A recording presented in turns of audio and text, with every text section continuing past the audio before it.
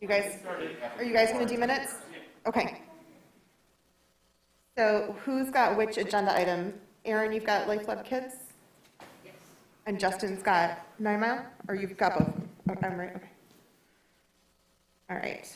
So we are going to work with our city staff on minutes. Aaron is spearheading item number 8A and Justin number 8B, so I imagine they might switch off for minutes. So just so that we're aware and can help them. All right, let us know when you are ready, guys.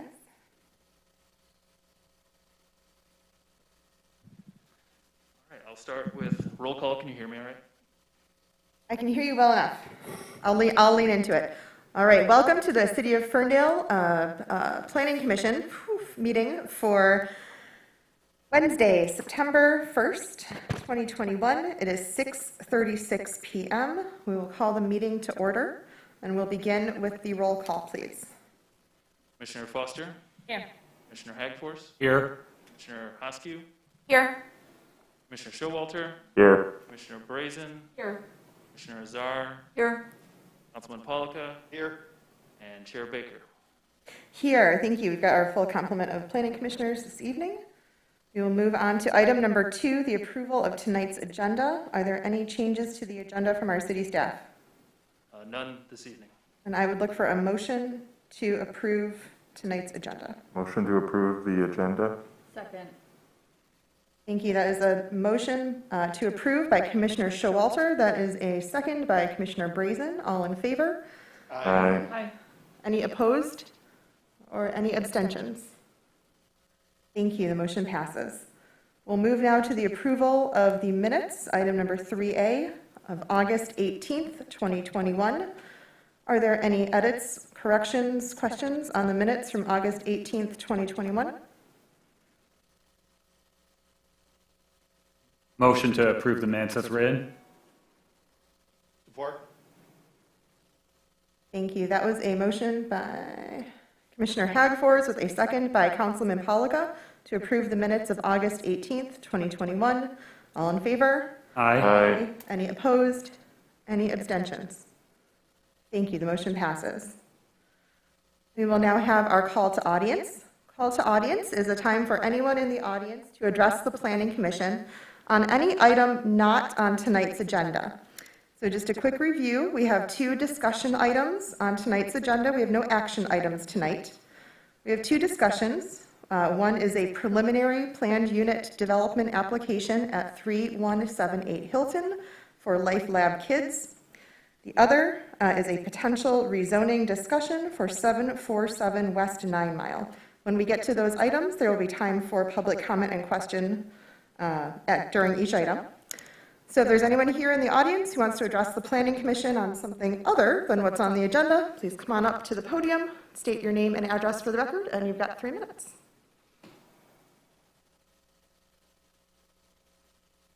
All righty.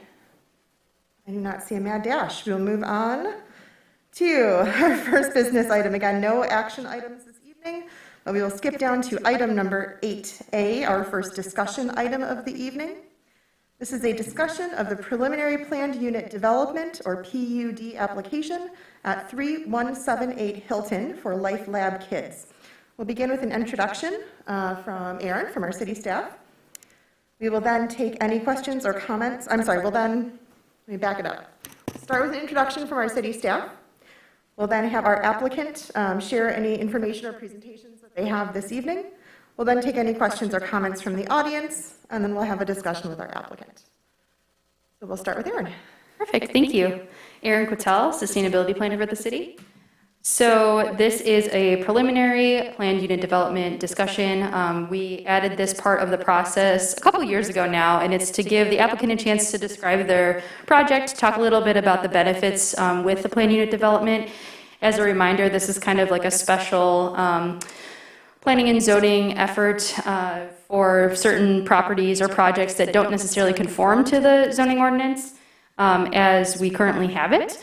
And Life Lab Kids has been around in the city of Ferndale for a few years now. They've been modifying a previous church that was a place of worship that was there and converting it into a facility for children on the autism spectrum. And they've been doing a lot of work. I know that they've been before the Planning Commission previously. Last year, if you remember, they came in front of Planning Commission as well as the Board of Zoning Appeals for a greenhouse development that they had, which has come to fruition. And so if you drive down Hilton, you can see that. So this would be an addition to, and kind of a completion of their property and their site. Because of the nature of the upgrades that they would like to do to the site, they don't necessarily conform with our ordinance. So that's up for discussion this evening, and the applicant will go into more details for that. So within the packet, we have the description of everything, the presentation that I'm going to turn over in just a moment. And then what I want to bring up as well is part of our preliminary planning and development discussion is this worksheet that we require all the applicants to provide. It's in the packet as well. There's a list of benefits and descriptions of those benefits, and then it's up for the applicant to kind of express their case as what benefits they can bring through this project. So that's in there. Most of them, from their perspective, can be fulfilled. I would say that they fulfill as far as the requirements of like most of the benefits need to be fulfilled. So that's up for discussion tonight too. And I can go into any more detail if we need to at any point. And with that, I guess to back up a little bit too, this property is currently MXD2, which is mixed use.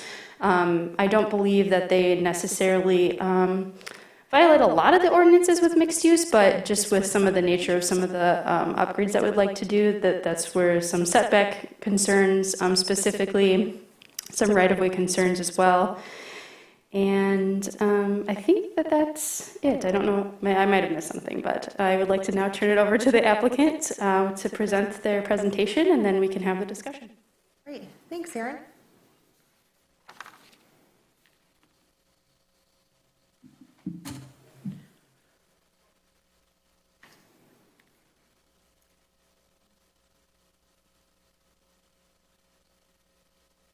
So it's just the PDF.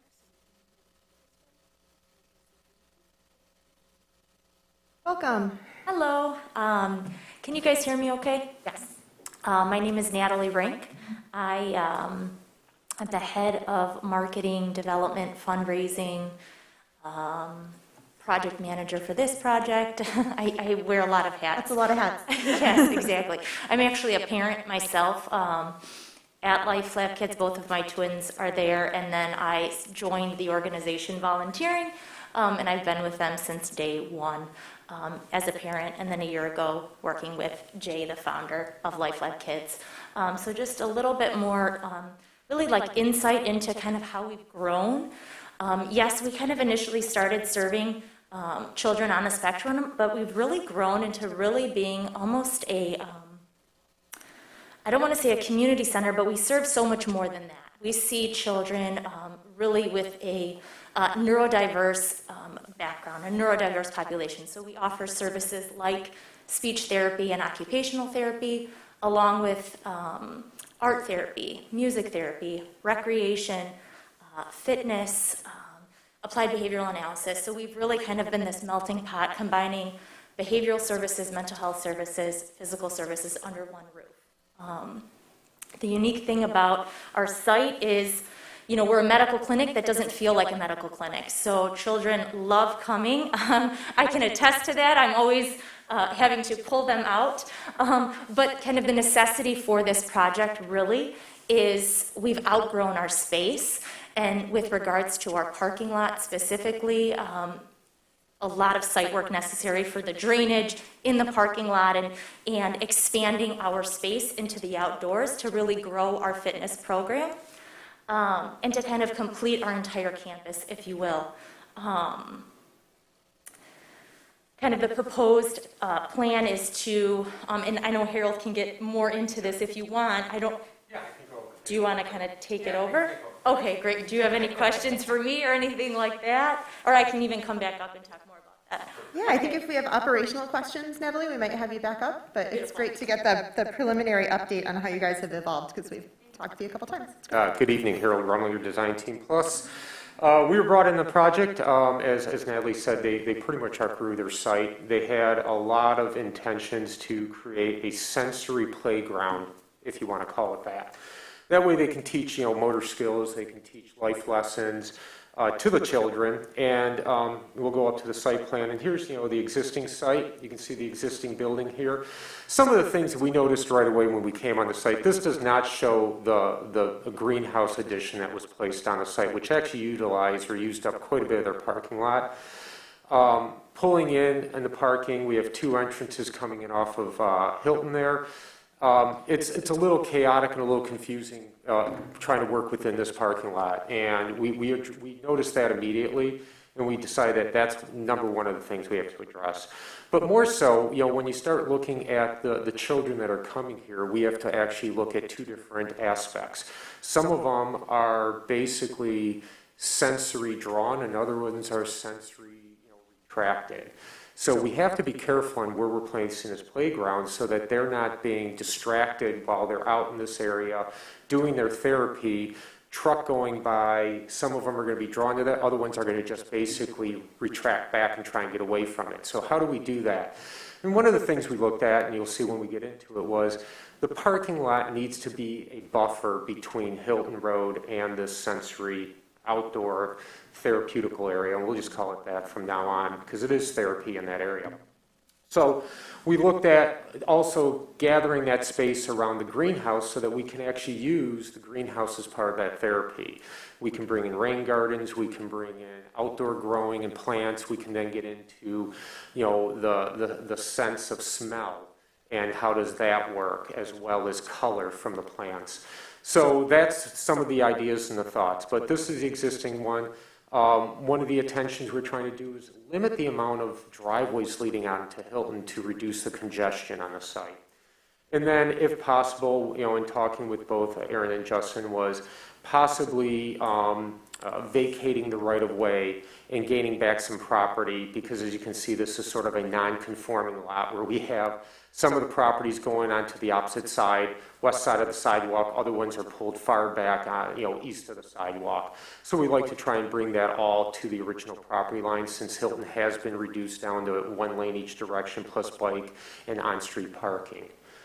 The right-of-way on Hilton or the alley? I'm sorry, it's not necessarily our call, but which right-of-way were you talking about vacating? The right-of-way towards Hilton. Towards Hilton, thank you. Yes, yeah. Got it. Exactly.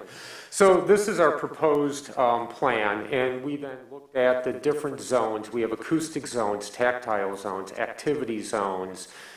Kind of hard to see, it's a little faded from here.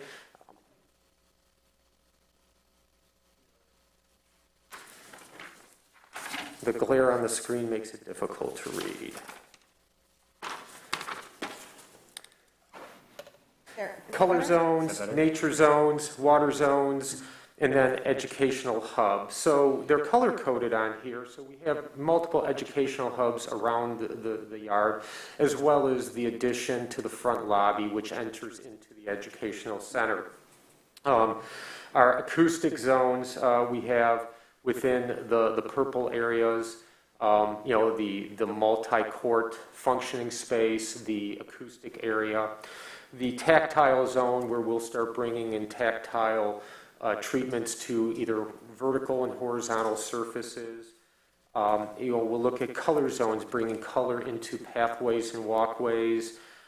We have the nature zone, which is gathered around the greenhouse area, where we can start looking at rainwater collection, water gardens, how water flows, allow the children to play with the water. Again, it becomes sensory of touch and feel and such things as that. And then obviously the water zone, as I mentioned, which is around there. And then we have the educational hub, which we already spoke to. And then there is a play zone, which actually is going to be something that will probably be implemented after we get the actual front lobby put in place, so that we can actually screen that and not have to tear something up as we move forward. We have a preliminary site plan that was done by Story Engineering. If you have any questions regarding stormwater management on the site, Tim Story is here to answer any of those questions. who had prepared this plan. But, we're looking at some stormwater management where we're bringing in pervious paving at the parking lot areas. We do have a full grading plan. I can't recall if that was forwarded over to Aaron or not, but we do have a full grading plan. We have the plans here with us that we can share with you if you want to see them. We have them printed out in full scale, and Tim can kind of review those with you. But, the walkways around here and around the actual play area is going to teach, the children life skills, how to cross the street, how to stop, how to interact along those pathways.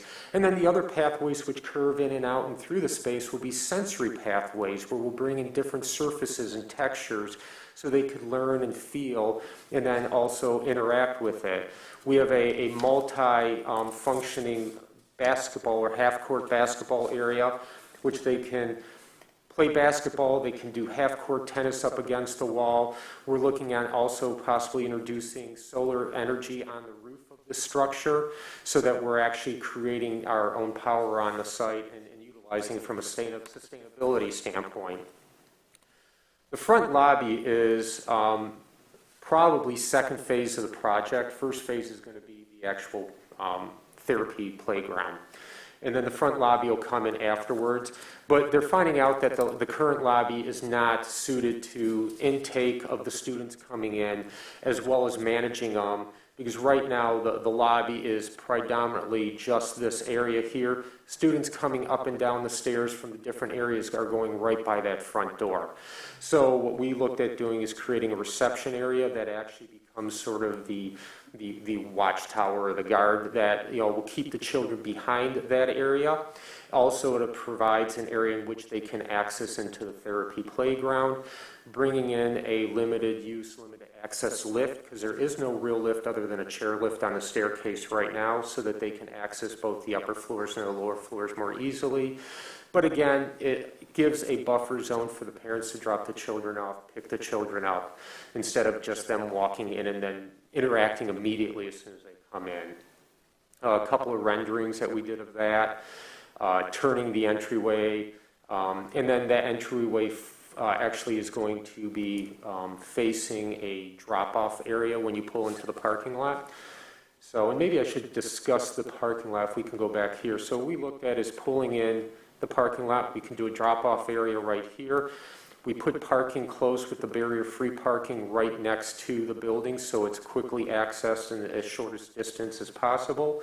And then we also created the remainder parking lot. We're closing off the secondary driveway, which is leading onto Hilton, and then we're actually exiting out through the alley, coming to the natural or to an existing street, which then they can then access Hilton in either direction from there. So we're trying to eliminate congestion, confusion of having too many driveways next to each other entering out onto Hilton.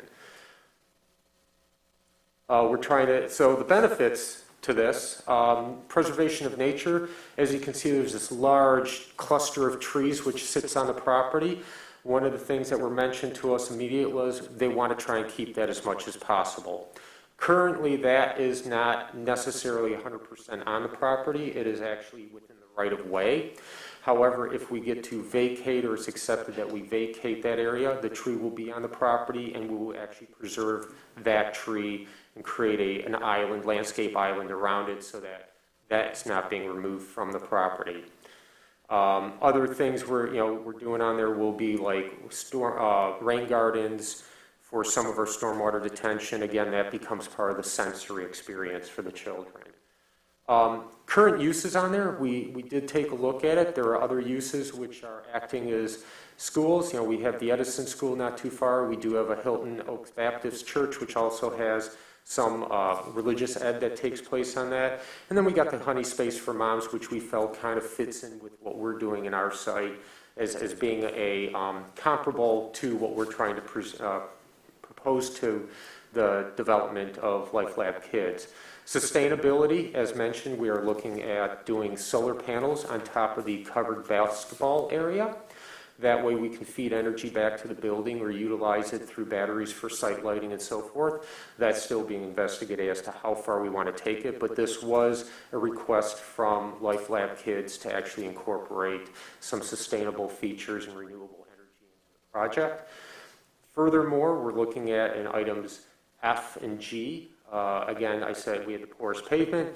We're looking at doing some rain gardens. We're looking on doing stormwater catch basins for the roof water so that they could use it for the greenhouse as well as use it on landscaping and site watering.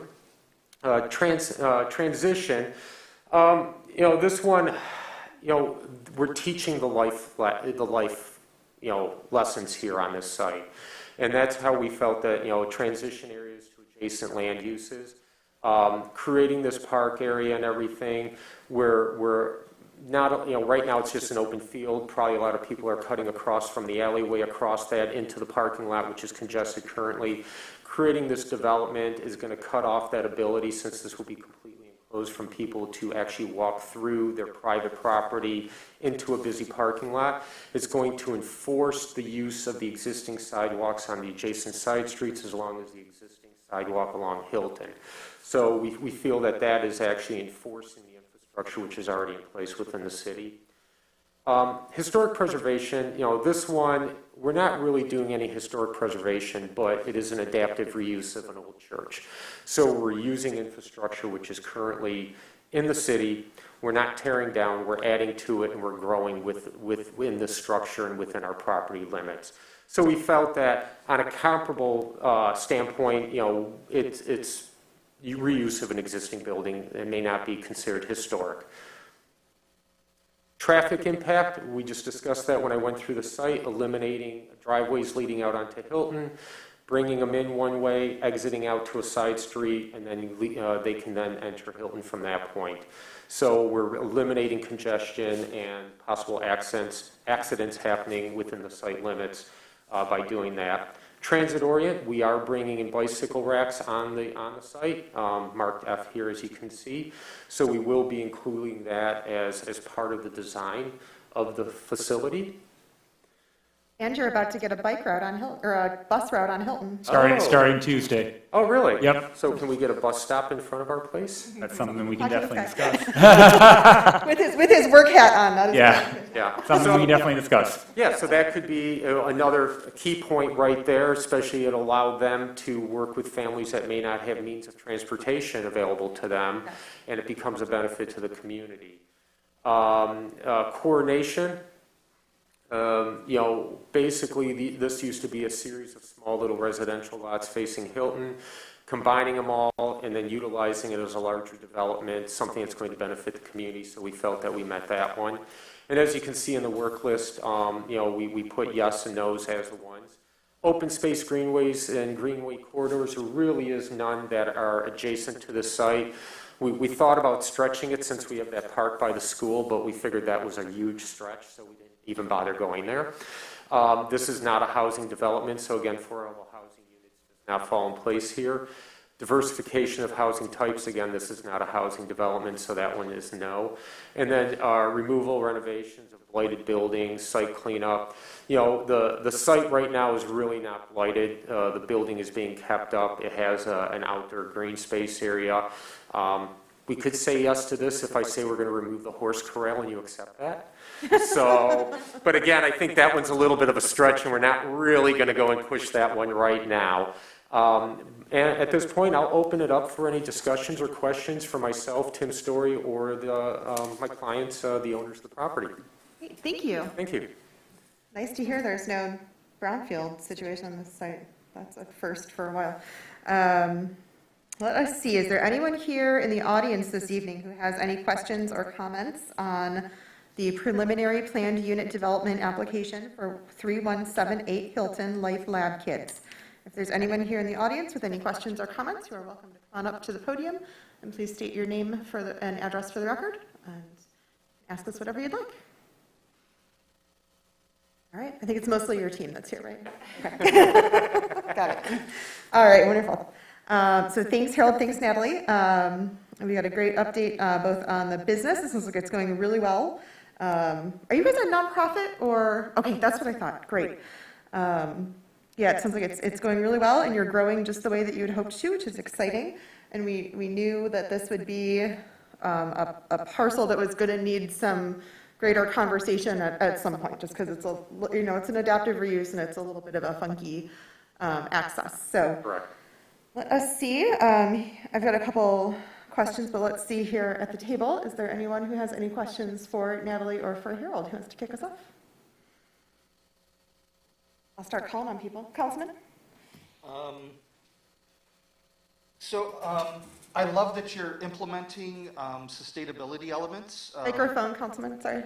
This is the one you got to get close to. I'm sorry, that's right. You've got the one you got to get close to, but you project, so My karaoke time. project, so you'll be good. I love that you're implementing sustainability elements, including permeable pavers and directing rainwater from impermeable surfaces into an underground retention system. I'd like to know if that includes redirecting rainwater from your new construction buildings, like the new covered half court and the new main entranceway. Will those structures direct rainwater into the underground retention system as well? That's your question. You want to answer that one, Tim? Come and speak to the mic. Story engineering. Yes, the entire site will be collected and routed into the underground detention system.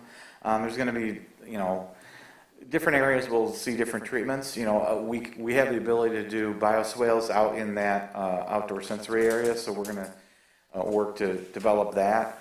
But the overflow will go into an underground detention system, which is basically just a large perforated pipe.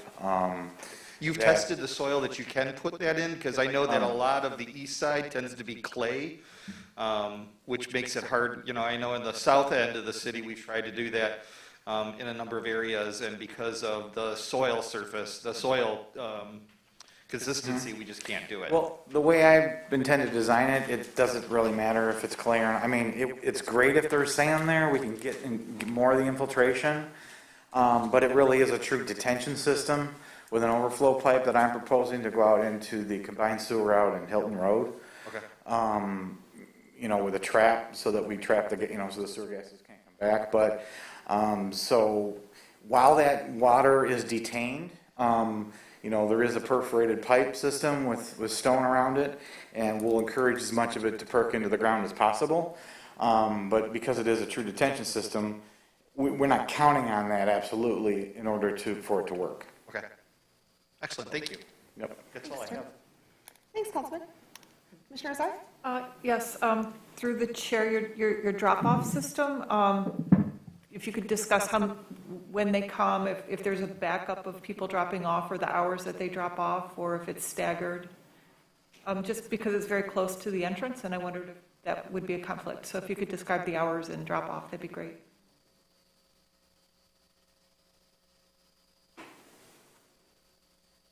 So our hours of operation are 9 to 6 p.m. We see a big chunk of our kiddos who spend, several hours there at the drop-off at 9 a.m., so you'll get kind of an influx at that time. And then we have our other services that are 30-minute, 45-minute, 60-minute increments. So it's, a chunk at 9 o'clock that are there until 12, lunchtime, and then we're picking up. But then it's staggered throughout the day, and then you have your afternoon drop off roughly before or right around 1 o'clock, and then pick up about 4:30 up until 6 o'clock. So I'd say high traffic or high volume areas are that 9, 12, 1, and 4:30, and then you have this influx throughout the day every 30, 45, 60-minute increments. Does that? So when you say, like, your highest point, how many people are showing up at one time? We've probably got, outside of staff, anywhere between 5 to 7, 5 to 8 kids, or families, if you will. And do they all try to drop off at the door?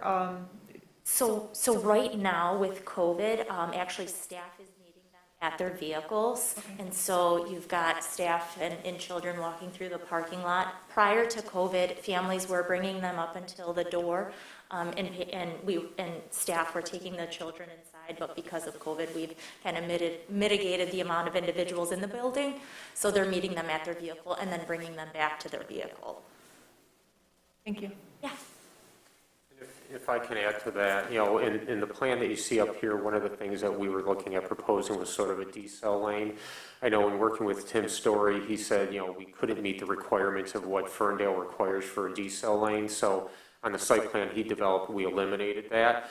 But, and then he actually widened that so that we could have like 2 lanes kind of coming in. One could go up here, pull, the other ones can drive by and get to the parking lot. But if it's something that, even if it doesn't meet the requirements of a true deceleration lane, but reduces some of the congestion of people pulling in to drop off, if this would be still acceptable, we could actually look at implementing that again on this project.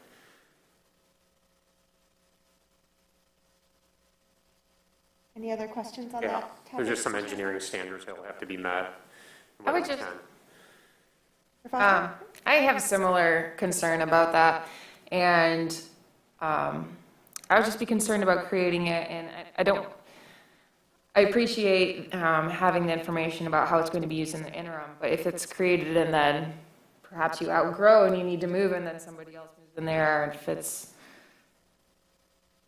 assisted living, I don't know what else that might be, repurposed into. I just want to be cautious of how we use that and, what kind of issues that could potentially cause. So,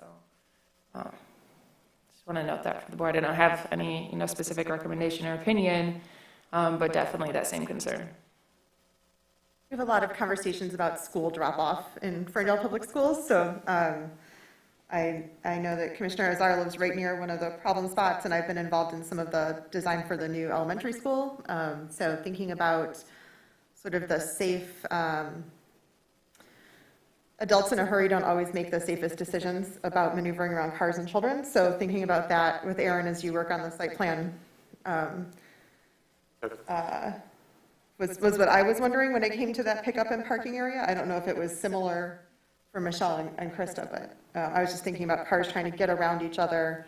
Again, a parent in a hurry, not seeing a kid.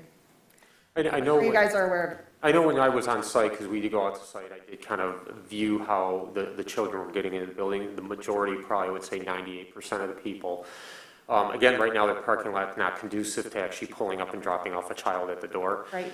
But for the most part, again, I think we have to take a look at the abilities of the children.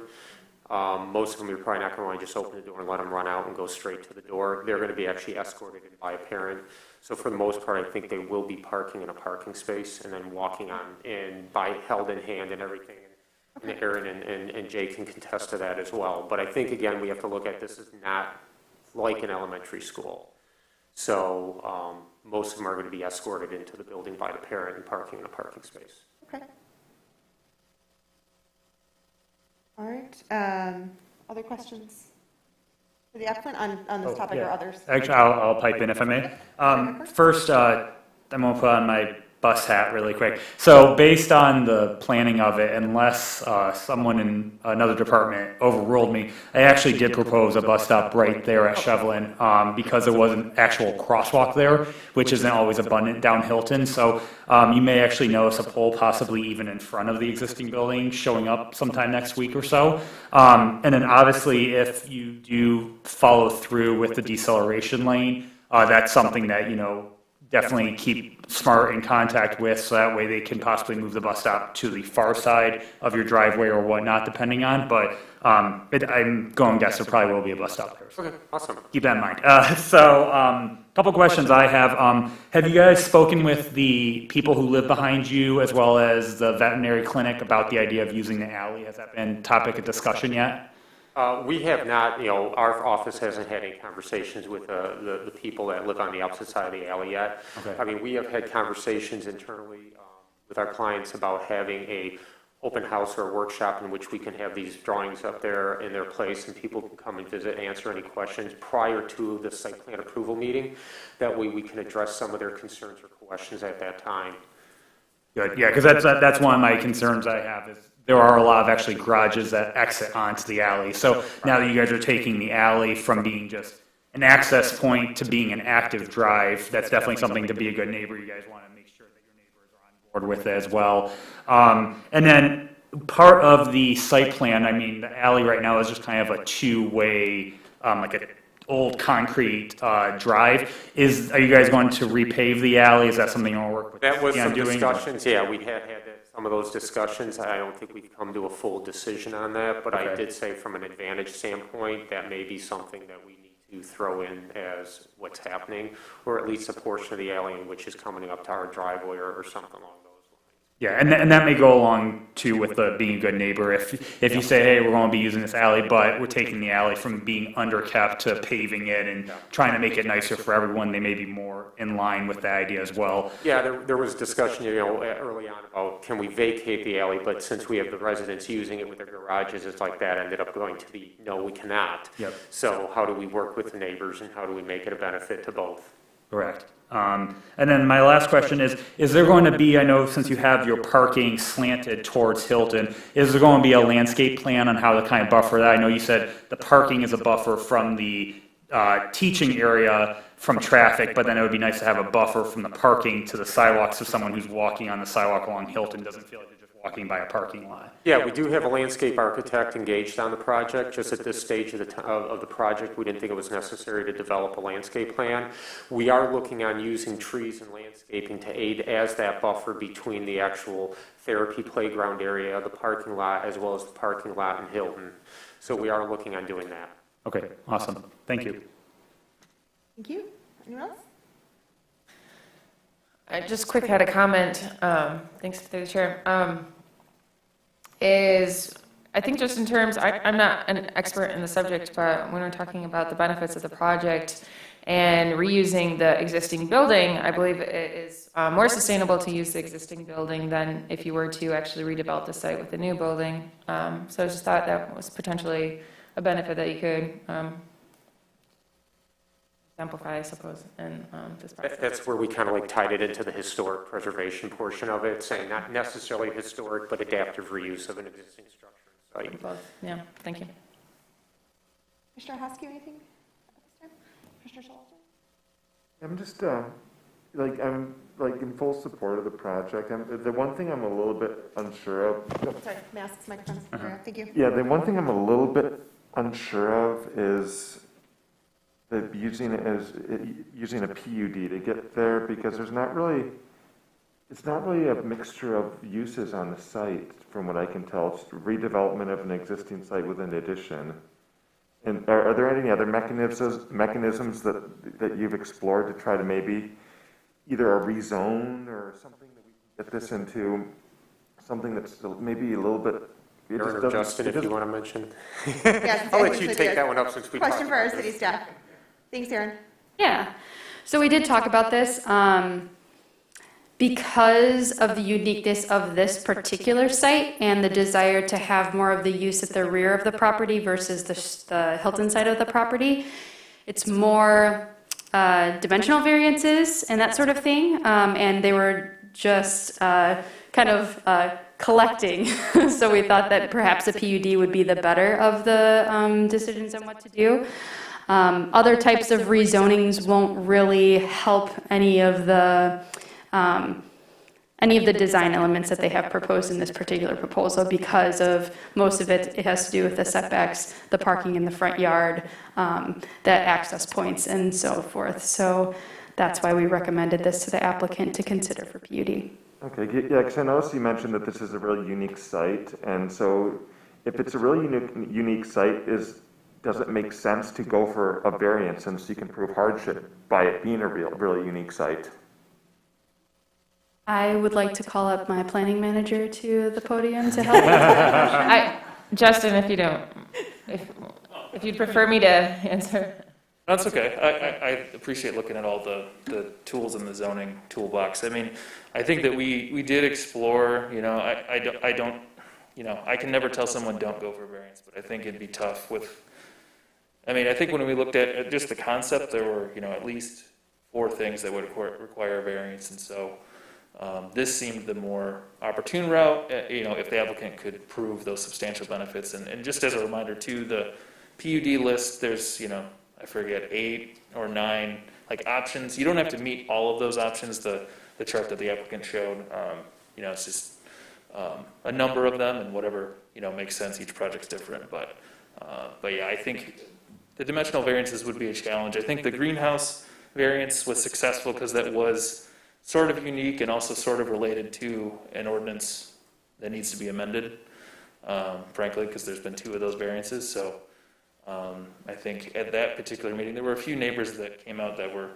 pretty in support of that particular proposal. And so, the community open house that the applicants mentioned, I think, would be good as well. But sorry, that was more than I think Commissioner Showalter asked for. Well, yeah, it's just, and I know, and I do recognize that you hit a lot of the check marks on there, and that's great. The only thing is, I was just wondering, wasn't sure if it hits the definition portion of the code where it's an area and land which a variety of residential, commercial, and or industrial uses are planned and developed as a whole. And I'm not sure, that's what I was wondering if it fit into that box. Gotcha. I think generally yes, but I think these are all a bit unique, and so I think that's sort of the intent of the tool, but that is certainly up for you all and council to decide. Other questions at this time? Commissioner Bryson, anything right now? All right, I've just got a couple comments and a couple of questions. The parking in the front yard is definitely going to be a deviation from our requirements, and whether it was Michelle or Dustin, someone down here asked about the landscaping and the buffering at the front will be really important. It's one of the reasons we don't allow the parking in the front yard typically. So being thoughtful about that, as well as I know you've got the playground fenced in. I'll be interested to see as you develop the site plan, the type of fencing and how that interacts with neighbors. You don't have headlights facing fronts of houses, which is great. So I think you'll have kind of minimum disruption to the neighbors by exiting out onto the alley. But to be thoughtful about sound, particularly near that basketball court. I wanted to ask about how the basketball court and some of the other things that are sort of desirable to hop the fence and play in the middle of the night are secured. Or if you don't know yet, think about it. Yeah, so we haven't gotten through. I mean, the little orange dots that we have around there, which we labeled like educational zones. Those are going to be what we were thinking about is these little built sheds, which can be outdoor classrooms. They can unlock them, open them up, and you would have all the tools in there for either the acoustic zone or the basketball zone. So it's not like we're going to have equipment laying around that somebody, if they jump the fence, can actually start playing with the basketball. Again, we can always do our best to try and keep people out, but if there's a fence, somebody's going to jump it. Understood. So we'll look at appropriate height, we'll look at appropriate spacing to try and mitigate some of that. One of the conversations we can have too is possibly adding in motion sensors and lights and so forth. So if somebody does jump the fence, it'll trigger something in the nighttime hours, so a light will go on and hopefully deter them from moving any further on that. I think that's a great idea. Safety is going to be one of the things that we're going to be looking at as we move forward on this, and that's probably one of the questions that I would have been waiting to get from some of the residents. So, that's one of the items that we're going to still be getting heavily into, and how we sort of secure the area properly. I think that our recreation director, who has decades of experience in Ferndale as well as in Detroit and other communities, might have an interesting input here. And I don't know if you've got a minute to ask Lorena about, we used to have basketball hoops you'd take down, or how to safely stow the equipment so that when the kids come the next day, stuff isn't, all messed up and then they can't play. Right. It's cool and it's attractive. And when I was a teenager, I would have wanted to jump the fence. So that's all. I still do. It's very cool, yes. Our recreation director might be able to give Aaron some input on that. I would be really open to talking to them and finding out more information and their ideas too.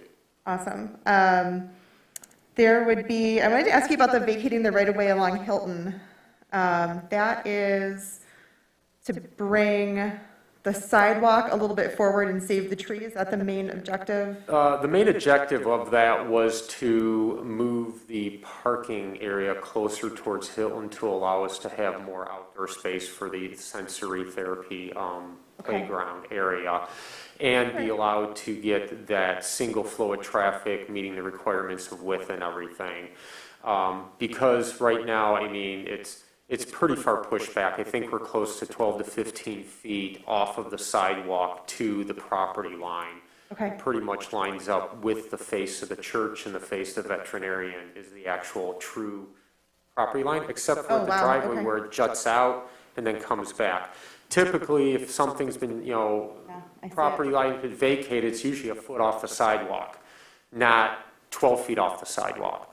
So do we need to take that property line all the way to the west side of the sidewalk, or can we keep it along the east side 1 foot off? We could probably live with that without having any true, heartburn or anything like that, and still be able to utilize it how we're showing it currently.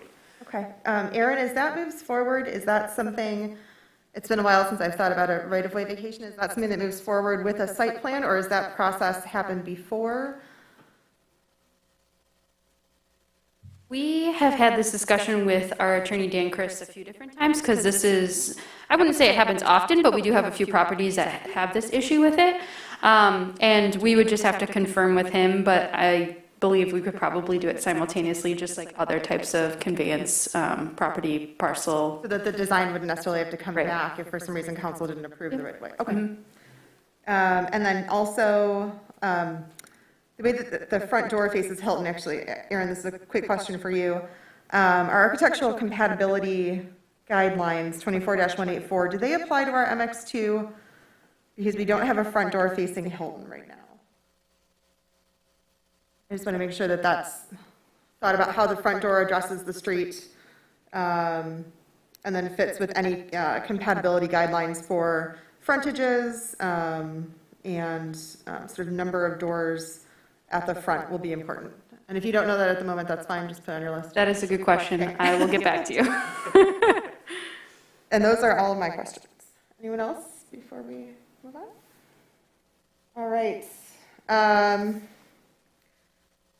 Did that, Natalie and Harold, is there anything you were wanting to ask us that we didn't address? One of the things that Tim just brought up, I know there was, as you mentioned about landscaping between the sidewalk and the parking lot. Tim said as an alternative, would you be, accepting the possibility of doing a small masonry knee wall there to kind of shield the parking lot from the actual street and headlights and everything facing that way, as an alternative, with maybe, because there's not a lot of space there to do some heavily landscaping. It's going to be pretty much low landscaping or ground covered for the most part. At that area. So he just mentioned that could that be a possibility or something we can look at if we find out that we can't get enough greenscape there to actually block the headlights or to sort of shield the parking lot from the main road. Thoughts on that, commissioners? I'm looking at what we did down the street at one of our pot shops while you talk. I mean, my personal opinion would be maybe a combination of the two, like maybe masonry along the really tight spaces, but then you kind of incorporate, plants to soften it. Because again, it's just, you kind of just want to put yourself in the position of saying, okay, if I'm walking down Hilton, do I want to just walk along a really hardscape of nothingness, or would I rather have some kind of visual appeal periodically to kind of break up that monotonous wall? So I would say maybe a combination, but Green Buddha is kind of like that. Okay. That's the one I was thinking of. It's just on the street on Hilton, and it's got a, about half the site has a kind of a decorative barrier to separate the sidewalk from because it was another site where finding the front yard was a little tricky, and they're a little overparked, so. Yeah, one of the other ideas too, if you take a look at the on-street parking here, I mean, the sidewalk is not directly up against the on-street parking. You have one little sidewalk approach that attaches the on-street parking. One of the other thoughts was how about, we can actually adjust the sidewalk so it comes up to back a curb along the on-street parking to make it safer for people to get out of the cars and get right to a walkway or step instead of stepping on landscaping or dirt or something that's not being kept up in the wintertime and you got snow there. It would allow us to move the sidewalk a little bit further to the west, which gives us a little bit more of a break for landscaping. So if that's a possibility, we could look at that as well, so we can kind of maybe do the combination of short segments of maybe wall buffered with landscaping, so it just doesn't feel like you're up against a super hardscape, that whole area. Yeah, I think it's a good thing to look into and bring back to the city. Nodding. Yeah, you're bringing the site closer into compliance. We know we're going to have some deviations from Yep. the underlying zoning requirements, but that keeps you with some activity visually along the street. Okay. Anything else you were wanting us to? I don't think I have anything else. I mean, Aaron and Justin have been great working on this project, so they've answered a lot of our questions, and I hope we presented a pretty thorough and thought-out project here, so we can move forward into the next steps. Great, thank you. Great, thank you. Chair Baker, 1 sec. I am so sorry. Commissioner Foster? I thought about it after you asked. Did we have enough parking for the use? That's one thing I Yes, we don't do. remember touching it. I Okay. believe Yeah, we we do. did check on that. We do have enough parking based on the use and the square footage of the building. Yeah, I saw the count, and there's a couple that are a little bit tight, but I'm sure as they refine it in the site plan, tightens up. I know. Sorry. It's a hot Thank you. button topic. Appreciate it. Have a good night. Thank you. We almost didn't talk about parking. Is So close. wonderful. And actually, just to satisfy my curiosity on this, is this an educational use, or is it like? How do you want to answer that? Sounds like a hybrid, therapeutic, educational. Ellie? Yeah, it's a combination of education. Okay, like in Michigan Building Code, when you look at that, or is that going to be an educational use, or is it going to be a? It's not going to go through the state of Michigan for what they're doing on the Okay, site. that's. So it's more of a therapy, I would say, than it is, educational or K through 12 or anything like that, so. Okay, so because you're mentioning educational little buildings, the little learning sheds, I was wondering if those were classified as classroom spaces and they have to go through the state of Michigan. No, so again, depending on what the therapy is that they're doing out there, that could say the acoustic zone, they could have certain types of instruments or whatever locked up in that shed. So when they go out there to work with the children, they don't have to cart stuff out from the building to the location where they're doing the therapy. They can have these little sheds, which are sort of their, we call them educational sheds because or let's call them therapy sheds, because that way they can have the equipment in there that they're going to be working with the children, like, the basketballs or tennis net or rackets or balls or something like that can be stored in there, or the acoustical can be stored in there, or if they're playing in the sort of the rain garden and the greenhouse area, they can have tools for gardening or something along those lines. So that's what those were being placed around there. Okay. Thank you. All right, last call, guys. All right, thank you. Nice Thank to you. see you again. Pleasure. Thank you. Have a good evening. All right, we'll move on to item number 8B. Again, no action items this evening. This is our second discussion item. This is the potential rezoning discussion for 747 West 9 Mile Road. We'll start with an introduction from our city staff. I think Justin is on this one. Then we'll have the applicant share anything that he would like to with the commission. We'll see if there's any questions or comments from the audience. Doesn't look like it. And then then the commission will have a conversation with the applicant. Thank you. Justin, take it away. Good evening.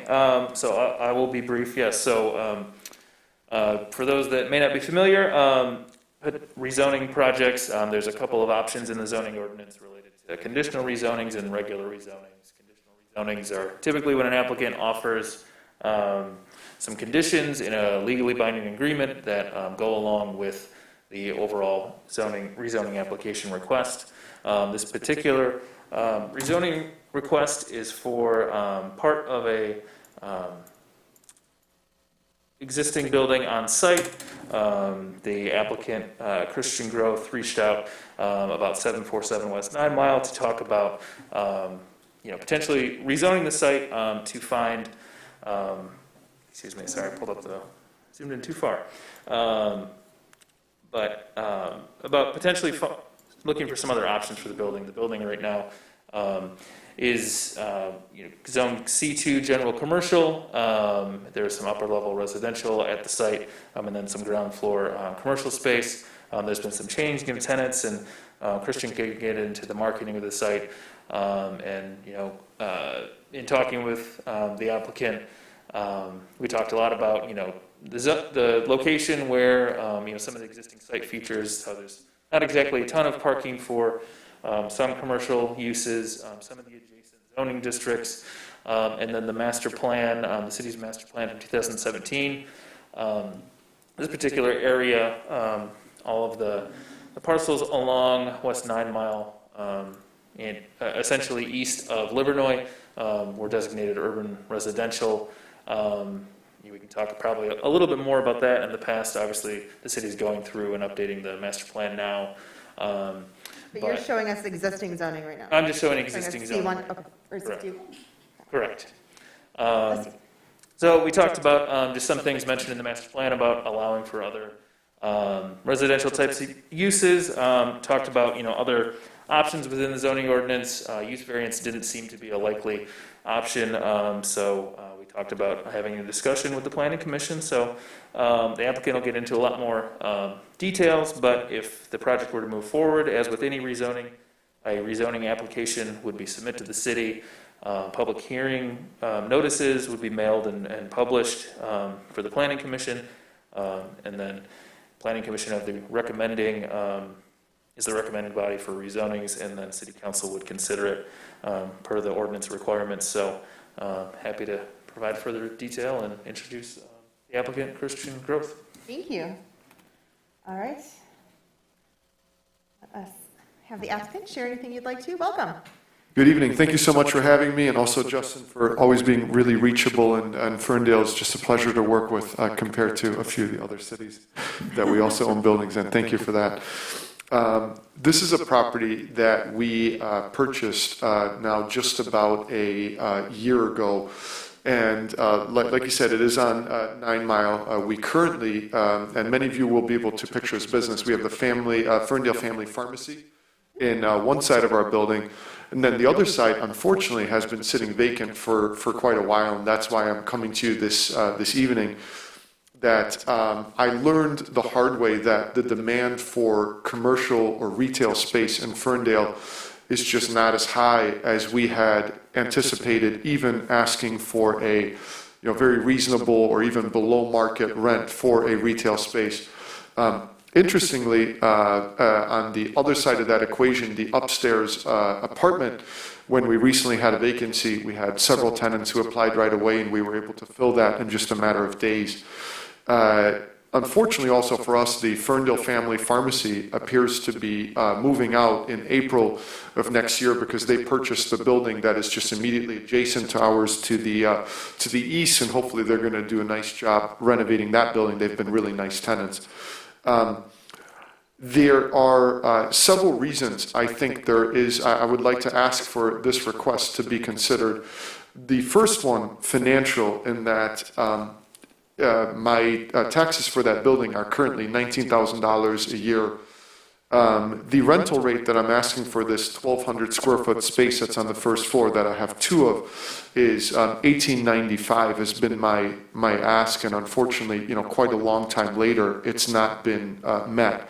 The primary concerns appear to be just a overabundance of available retail space, but also a lack of parking with this location. There is some street parking that is immediately in front of the location, and luckily it's actually not metered, which I thought was nice.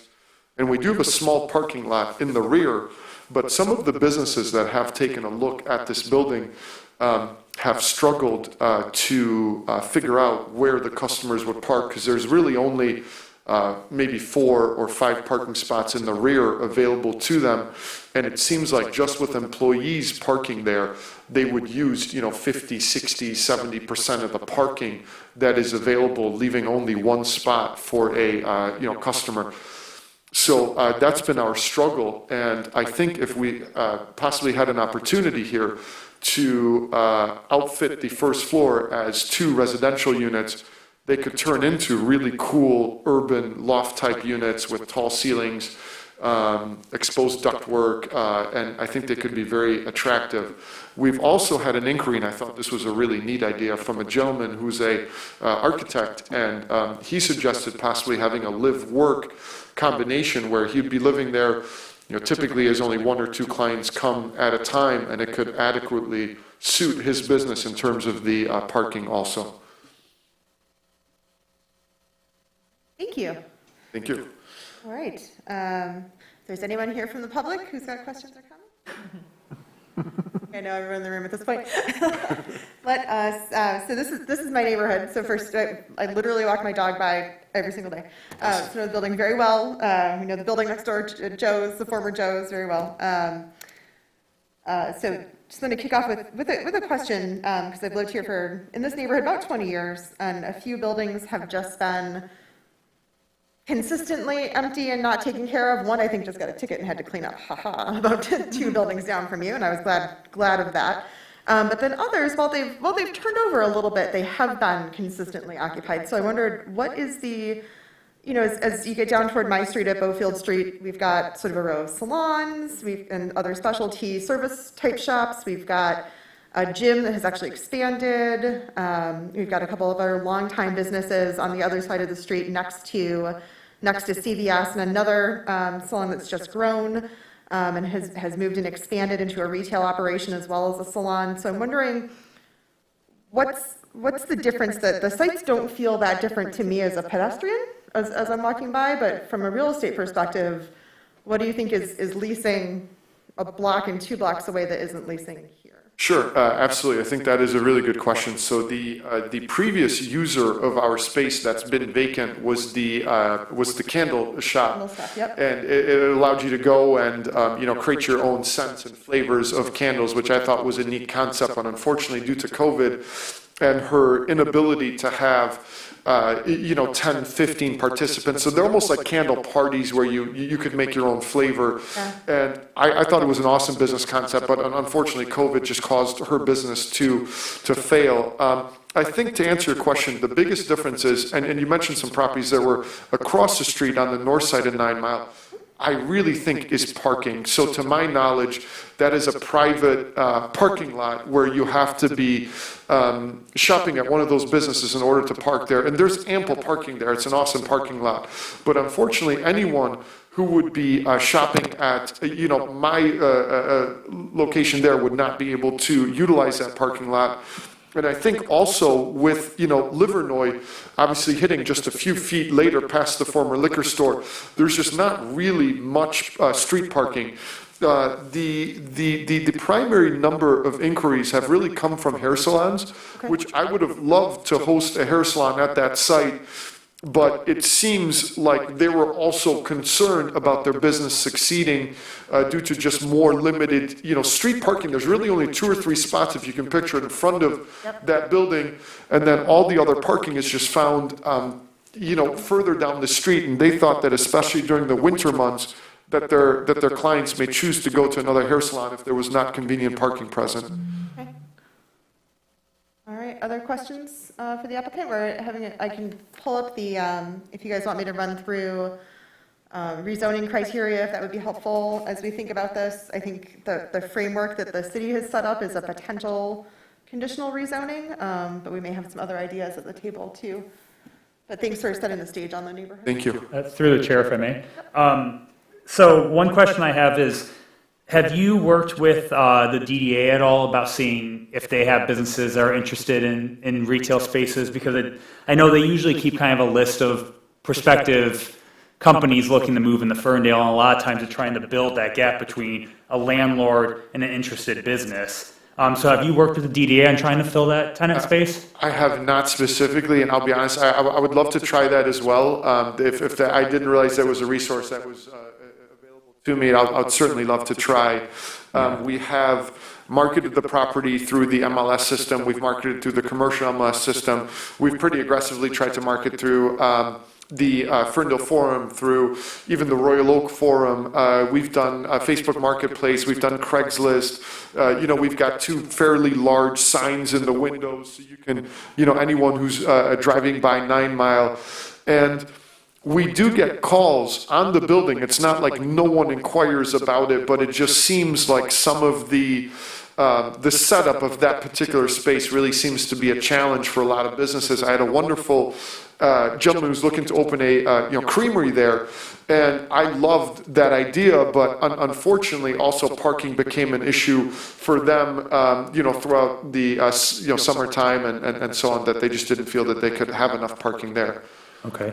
And then of the businesses that have reached out to you, because I know you said you're asking $18.95 a rent for that, correct? That is correct, and Okay. it's a 1,200 square foot space approximately, just for frame of reference. Okay, so with trying to open up a business during a pandemic, I know that's probably been a huge reason why you haven't gotten as much inquiry as you normally would get. I actually have a friend in real estate that I kind of had look into what the going rate is for commercial properties, and right now, a space of that size would probably be closer to around $1,500 a month for a demand right now. So have you at all, have you had interested inquiries if they've offered to kind of reduce the rent? Has that been a point of discussion, or is that a firm $18.95 what you're trying to get? I would actually, I would actually be negotiable on that number, certainly. I also would like to say, and I don't want to disagree with your friend at all, but I do. So, for example, I also own 800 Hilton with a partner, which I think is a really cool building that we were able to redevelop after experiencing a fire, and it was a pretty ugly building at that time, and we made it into really nice looking office lofts. And there, for a office loft, a suite in this building that is about 14, maybe 15 feet by about 12 feet wide. So we're talking, in the range of 300 square feet, we're easily able to obtain $795 a month in rent. So if you do that math, I really do believe that that a unit on 9 Mile should be going for more. Also, a residential unit would, I think, pretty easily be able to rent for somewhere around $1,750 to almost $1,900 if you look at especially where some of the units across the street, a little bit to the east are renting. Yeah, and I don't disagree with you on the residential unit at all.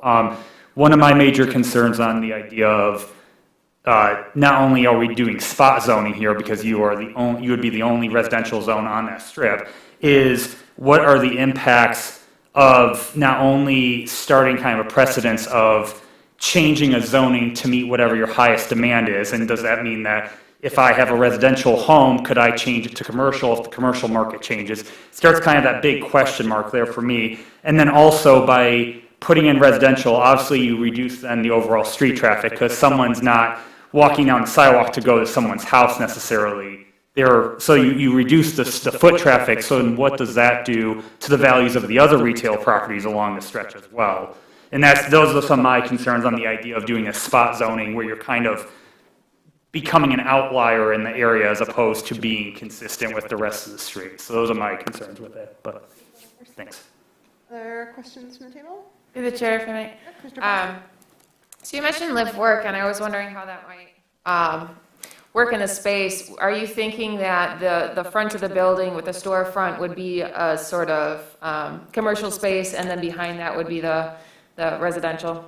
Correct. You would actually have to split this space, I believe, into two. So if you picture the front door coming into the space, I think you would have to make one side commercial, one side living space. So someone could have signage for their business and be a real commercial business, but you may also have a living room that's in the front, because we would not be able to have windows on the east side of that building because it immediately adjoins the liquor store.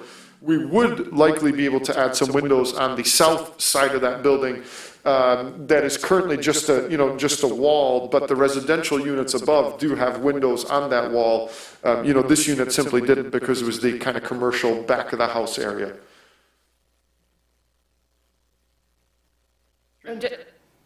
Sorry, just a quick follow-up. So if the east portion of the space would then be commercial and then the west would be, is that what you're proposing? Yeah, I think the layout would work either way as you're describing it, the east or west, basically splitting the space into half. One side would be a living room, one side would be your office commercial space, and then you may have a bedroom, kitchen more towards the back, or possibly kitchen with your living area. Most people like an open living area with that, and you would likely have your bedroom away from the noise of traffic, also in the rear of the building. Thanks. But both sides of that would have the front storefront fenestration, correct? The big windows in the front? Yes, correct. Yep, correct. Both sides would still have that. That is accurate. Yeah, I would like to, I think people would really enjoy the large windows generally because they let in so much light. You would obviously have to have privacy blinds during the nighttime and that, but yes, I think generally people would really like that. I thought it would be so much easier when we were in person, but now that we have masks on, I cannot tell who's talking to me. Was that Councilman Polika?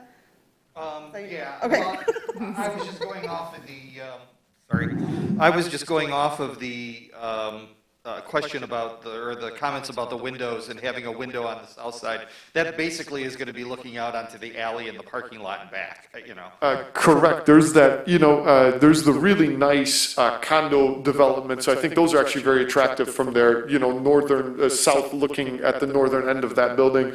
And you are correct, there is an alley there also, yes. Justin, I know I should know this, but I don't, and I lost my link to our zoning map. Properties that we do have the live work, like on Hilton, how are those zoned?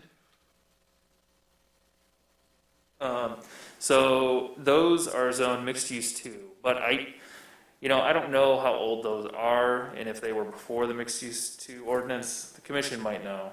I don't know that there was mixed use 1 and 2 at the time, but I believe that was our first foray into mixed use zoning. I look at Commissioners Azar and Brazen. Okay. And what is the zoning being proposed or requested here? So we talked about, could it be, mixed use,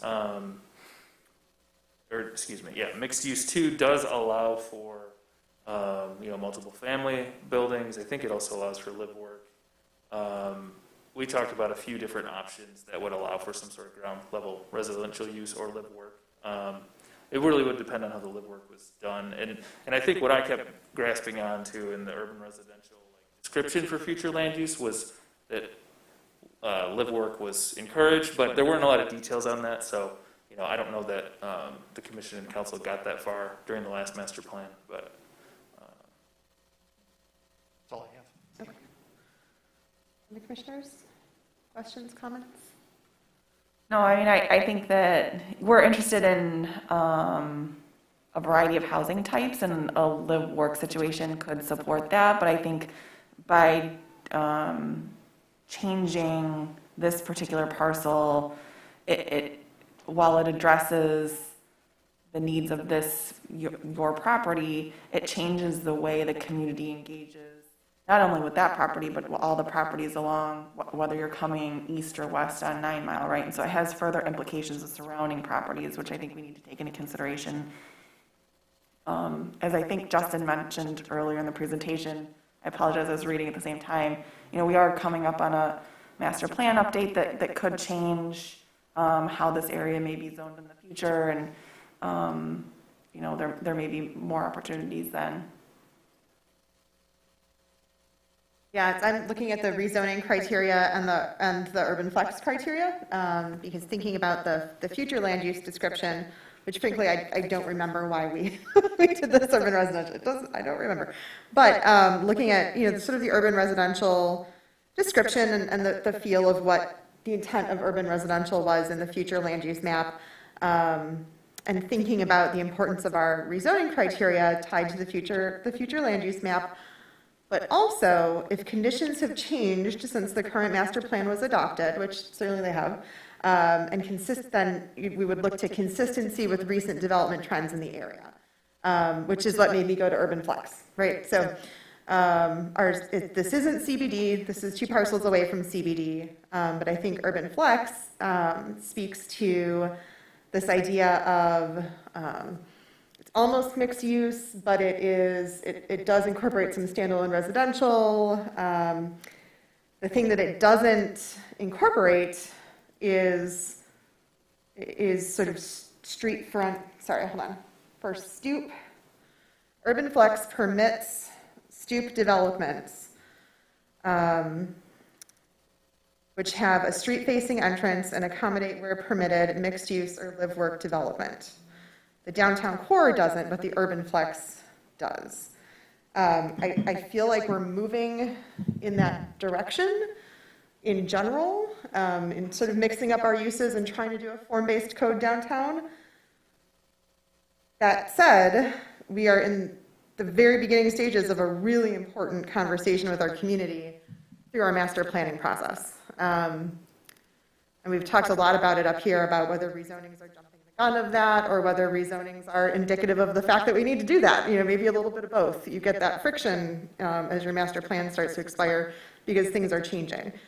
So while I do think we're moving definitely toward a form-based code, we are still, you know, really even in our urban flex districts, encouraging visibility and active uses at the street front. So I think that the timing is just challenging on this one. A one parcel zoning change on 9 Mile at a corner that has other, you know, sort of viable retail uses up and down the same side of the street.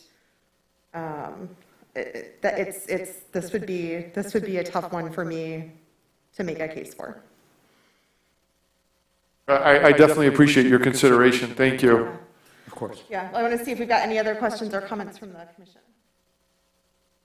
I'm not saying you couldn't try to make a case, but it would be a tough one, I think. Yeah, I mean, look, I would follow I want to have an your. open conversation. Yeah, absolutely, because for us also, you know, there's a certain cost associated with drawing up a plan and everything, so I appreciate your candor at this moment. This is certainly helpful, and you know, it sounds like we just need to double down and focus and maybe give the DDA a call to see if they might be aware of any, you know, tenants who would be a good fit for our building, and I very much appreciate the opportunity to come here tonight. Thank you.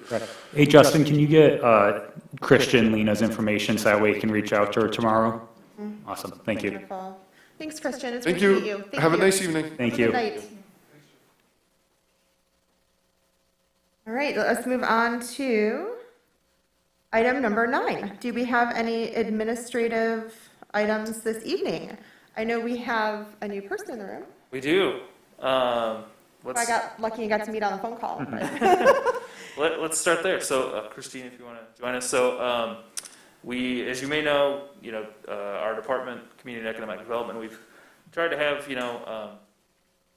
part-time planners and interns over the past few years, and that definitely helps Aaron and I. We appreciate that. We want to introduce Christine Ross, who just joined the team this week. So, Welcome. Good timing for a planning commission meeting. So, Christine's got a lot of good experience already in her early career and is starting grad school. So I'll let Christine share that information.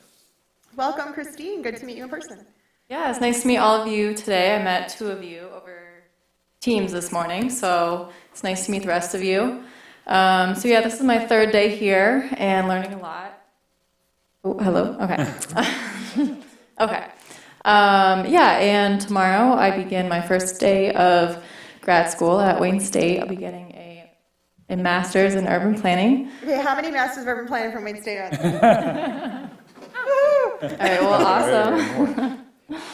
and one in the audience and one on your city council. Yep. Yes. All right, awesome. That's good to hear. Warriors. Yes, of course. It's a great school, so I'm excited to get deep in that. So Sorry, I threw you off. Oh no, you're good. So yeah, I'm happy to be here. So thanks for having me.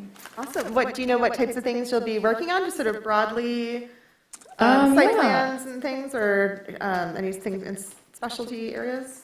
Yeah, working on site plans, helping with ZDRs, tuning in on meetings, working with the master plan, anything else really we can think of. Wonderful. Welcome. All right, thank you. Thanks, guys. So yeah, we're excited to have Christine aboard. We could use the help. Lots of site plans and variance applications and sign appeals and that sort of thing. So figured I'd give a quick master plan update. And The next meeting will be, what is that, September 15th or 16th? It's 15th. And so we'll be doing a workshop, master plan workshop, with the Planning Commission, City Council. It's an open meeting. The public can join as well. There will be public comment. It'll be run similar to if you've been to any of the City Council budget workshops or strategic plan sessions. So meant to, finally get these two groups in the same room and talk about some key topics that we think we'll be rolling out to the rest of the community to get some consideration on, but really want to talk to these groups first, and so we're excited for that. So it'll be probably similar to a workshop format where we'll have maybe sitting down here. It'll be here in council chambers. It'll be here in council chambers. We'll have it broadcast just like we do these meetings. But excited to roll out those topics. So look for an agenda coming soon. Obviously that'll be posted for the public as well, and we'll update the project page. I think it maybe already mentions it, but. So looking forward to that. We've had one steering committee meeting with the Smith Group, and so that was good to get everybody acclimated and introduced. And our steering committee filled out a very long survey, so we appreciated that, but it really helped set the tone for what's to come. So you'll be seeing us, I think we mentioned at the last meeting, probably at some upcoming festivals and trying to get people to sign up for email lists and feedback that way, but you'll be seeing us more out and about, and we are planning, no major details for you yet, but we are going to be planning in mid-October a community summit that will be kind of focused on a few key topics that will be open to the public, and looking forward to getting a lot of feedback that way. So that's the essential details for master plan right now. Awesome. Census data just came out, so that is something we're looking at as well. All right. Any updates from Aaron Stevie? I feel like there might be one. Mm-hmm. Well, as some of you may or may not know or have found out, I have accepted the role as the Environmental Sustainability Officer for Oakland County. So I will be with the county starting October 4th. My last day with you all, actually, I'm going out and bang. It's going to be September 15th, so I'll be here for the Planning Commission meeting and the Joint Council meeting, and that'll be my last day serving you all for the city of Ferndale. Embarrass you with gifts, is that appropriate? Sure, I mean, gifts are not necessary. Songs or something? Okay. Yeah, songs, definitely, yes. Perfect, okay, good. Yeah, it has been an absolute pleasure serving you all, and you have taught me so much, and I'm just really appreciative, and so I look forward to continuing to work with you just in a different capacity with the county, so I just wanted to let you know. Commissioner Foster and I already let her know that we expect to be on the cutting edge of the things that she is working on at Oakland County, and we want her to test things on us. So, absolutely. Good. See, other heads are nodding. Congratulations. Thank you very much. Thank you. I have two sides to that. The one side is congratulations, I'm so happy for you.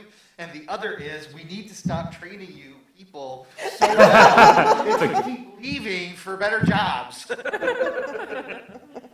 You're not allowed.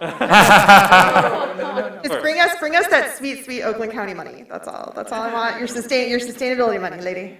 Yeah. So in case we don't get a chance at the next meeting to give Erin praises, but she's been obviously a fantastic team member. I really appreciate how she did a better job than I do with the Planning Commission while I was gone, and just kept all these major projects like Ferndale moves and Woodward moves and everything while I was on parental leave. And so obviously super proud and happy. I think she's going to crush it at Oakland County. So that was much nicer than my total greediness. Anything from City Clerk's office? No? All right, I'll save savviness for. I'm not good at saying goodbye to people, so we'll do that on September 15th. Anything from commissioners this evening? No? Oh, crumbs! I already closed my computer. 7:58. With that, we will adjourn this meeting at 7:58 p.m. Enjoy the beautiful evening, everyone. Thank you. Wow, an hour and a half. I think that is. It's the earliest one I've been That's on. the earliest one in a long time. Ever. Yeah. The earliest one I've ever had. Yeah. We used to start at 6, to be fair. Okay, okay. We used to start at 6, so I can't say we've never ended before 8 before, but when we pushed it back to 6:30, that we definitely lost most chances yeah. of ending before Yeah, 8. it's nice to have just a discussion meeting, so, Yeah. Yeah. we're keeping that, Brittany and I are keeping that in mind. Are we all done with recording? Should be in a moment, Josh. All right, we're still recording, just FYI. La, la, la, la, la. I'm carrying my laptop. Aqua daycare tomorrow. It's actually next week. Next week? But I appreciate that. One? No, I don't think I need, well, it should be dry erase. I think someone else It was on. Oh my gosh. I'm glad that I'm sticking around long enough that I get it. Until 4 corners. First Wednesday. Kind of looked at that place. We looked at a lot of places. Now that was the only reason. If we would have gotten out of here Exactly, that's my thought too. Yes. So she's quite the daycare snob. She would actually be mad if she heard me calling it daycare. Healthcare centers. No, I don't do karaoke. So this actually is a facility where the owner is part of the same like, it helps. That's great. She's a philosophy. Yeah, like high scope and all that. No. There's something lodged in my brain. That's yeah, it should be good. Fantastic. It's not like, I'm like, oh my gosh, like, that's a commute. But, okay, good. Well, congratulations. How is she being away? Has she been away from you? Okay. Don't have a lot of family in the area to get like welcome. I mean, I had a one-on-one with Sarah Ranero today.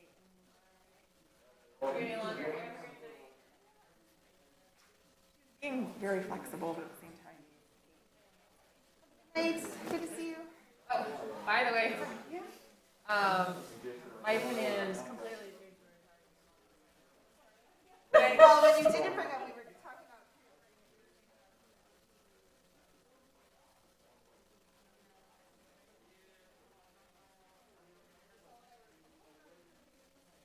Because I didn't realize. Location. Yeah.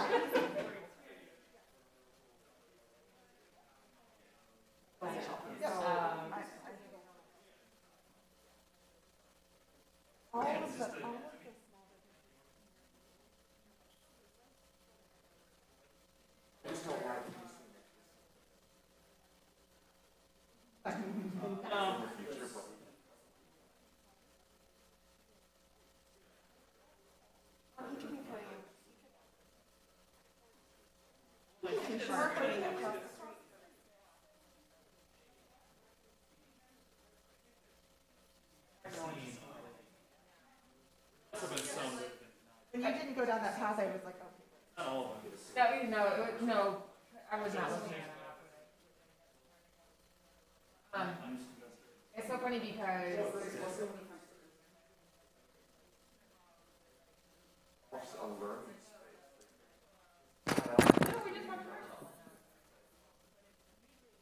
Yeah, I mean, they were approved as commercial sites and they never. especially because of how the Pussies. Like, made like. So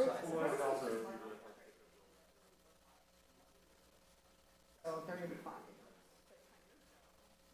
Sometimes it's doing the like. A lot of strict regulations.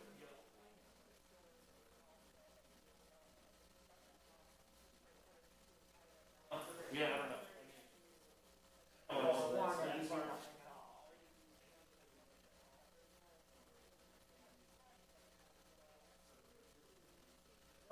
No one's ever gonna build.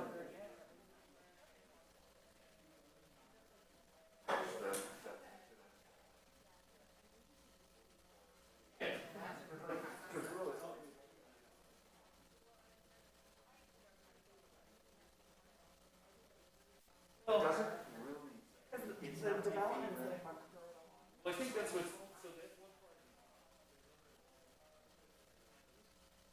suburban house, for better or worse, that's 9 miles, like perhaps more than that, right? Like, it's there, it's built. You know, what is gonna be the pedestrian traffic around past that, and how are we zoning in a way that's going to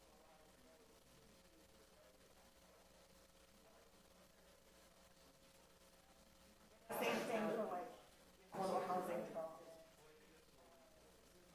Accident in mind, right? That is going to change the other direction, and so how is it going to be